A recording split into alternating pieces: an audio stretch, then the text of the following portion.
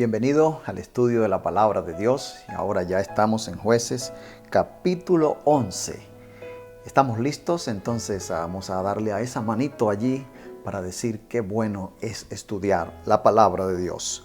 En Jueces 11 encontramos los versículos 1 al 3 diciendo: Jefté, el galadita, era esforzado y valeroso. Era hijo de una ramera y de un hombre llamado Galaad. Pero también la mujer de Galaad le dio hijos, los cuales cuando crecieron echaron fuera a Jefté, diciéndole: no heredarás en la casa de nuestro padre, porque eres hijo de otra mujer. Huyó pues Jefté de sus hermanos y se fue a vivir en tierra de Tob, donde reunió una banda de hombres ociosos que salían con él. Aquí se resalta entonces que Jefté era un hombre valiente, era un hombre valeroso, esforzado. Tenía un trasfondo turbio, dice el texto, porque era hijo de una prostituta, de una ramera. Y como no era hijo legítimo, entonces sus hermanos lo expulsaron, lo despreciaron y lo echaron de su casa. Y él tuvo que irse a vivir a otros territorios, a otros lugares, fuera de Israel. Y dice aquí que el área de Galaad era la región donde ellos vivían. Recordemos que Galaad estaba en el este del río Jordán y allí se habían ubicado las tribus de Rubén, las tribus de Gad y la media tribu de Manasés, 2 tribus y media. Y coincidió que el padre de Jefté era llamado Galaad. Tuvo que huir, como ya leímos allí. Tal parece que Jefté lideró una banda de inadaptados sociales, unos saqueadores, es lo que aparenta ser. Pero sin embargo, otros comentaristas expertos en la investigación bíblica dicen que ellos protegían, que Jefté con sus hombres protegían las aldeas de los merodeadores y criminales. También es posible que ellos despojaban aldeas de los pueblos enemigos, tales como los amonitas, que atacaban, como hizo David también con sus hombres en cierta época. Atacaban, pero atacaban a los pueblos enemigos de Israel. El versículo 4 al 6 dice que aconteció andando el tiempo que los hijos de Amón hicieron guerra contra Israel. Cuando ello sucedió, los ancianos de Galaad fueron a traer a Jefté de la tierra de Tob y le dijeron: ven para que seas nuestro jefe en la guerra contra los hijos de Amón. Jefté respondió a los ancianos de Galaad: ¿no me aborrecisteis vosotros y me echasteis de la casa de mi padre? ¿Por qué pues venís ahora a mí cuando estáis en aflicción? Ante la crisis con los amonitas, entonces los pueblos del pueblo judío, los israelitas, los líderes ahora de Galaad, estaban desesperados por un líder que fuera hábil, y buscaron a Jefté. Conocían de su fama, ya con vasta experiencia en la batalla, porque en eso él vivía.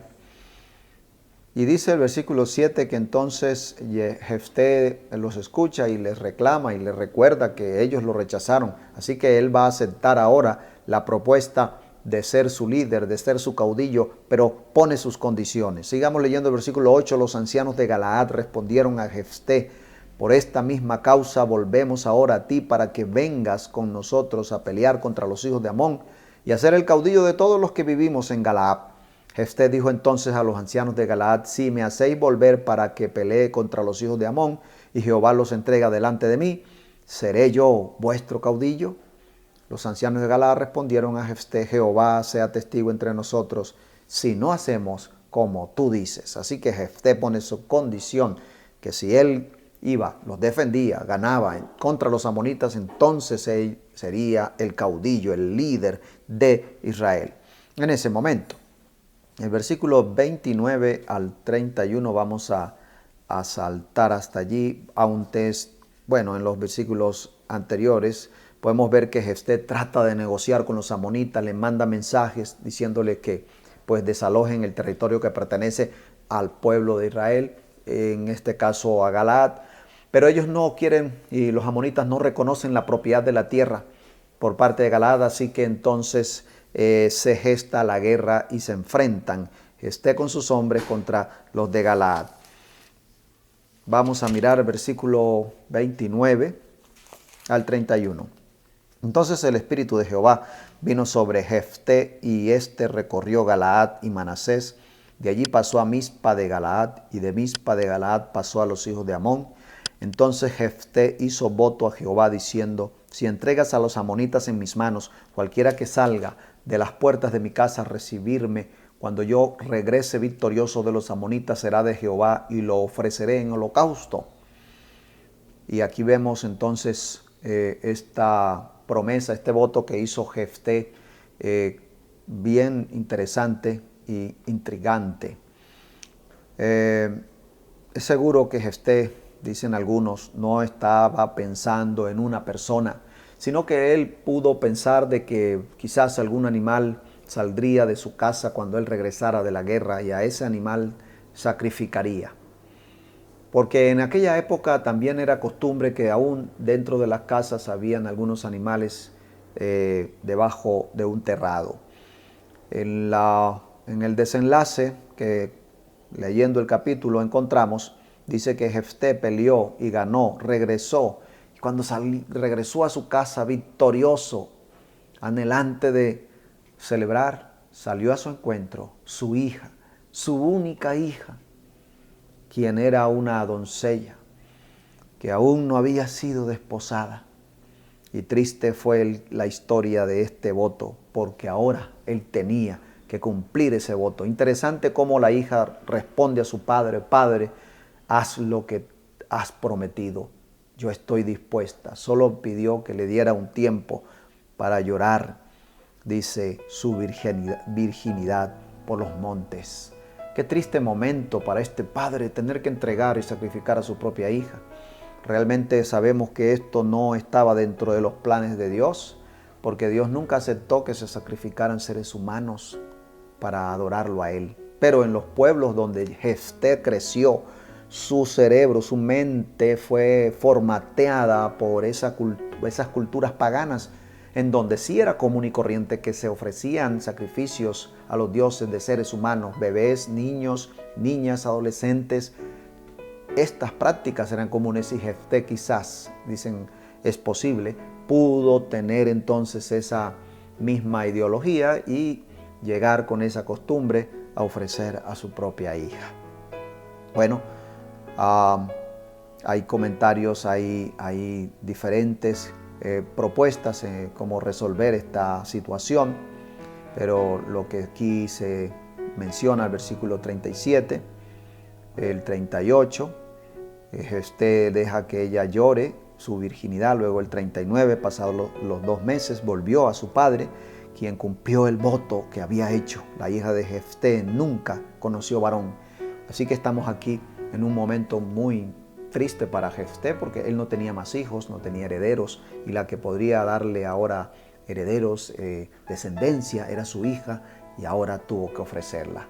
Como ya dijimos, hay posiciones en torno a qué pasaría realmente. Hay otra posición, y es que él no la sacrificó, sino que la sacrificó entre comillas, dedicándola en el santuario para que sirviera en el santuario por el resto de su vida y no se casara, es decir, estuviera sometida al celibato. Es una posición que tiene fuerza.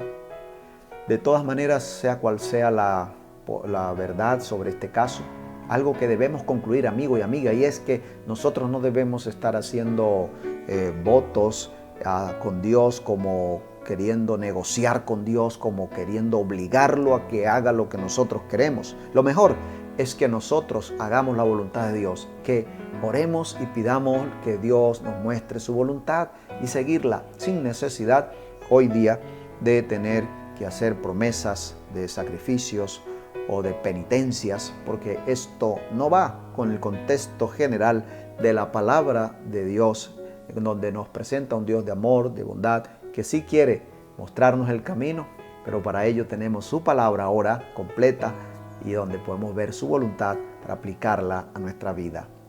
Así que tengamos en cuenta Hay que seguir la voluntad de Dios con oración y en el estudio de la palabra sin necesidad de hacer penitencias o votos queriendo obligar a Dios. Nunca podemos hacerlo. Él no necesita que lo obliguemos. Él está siempre dispuesto para hacer lo mejor por nosotros. Alabemos a ese Dios, démosle gracias y sigamos estudiando la palabra cada día. Llegó el momento de orar.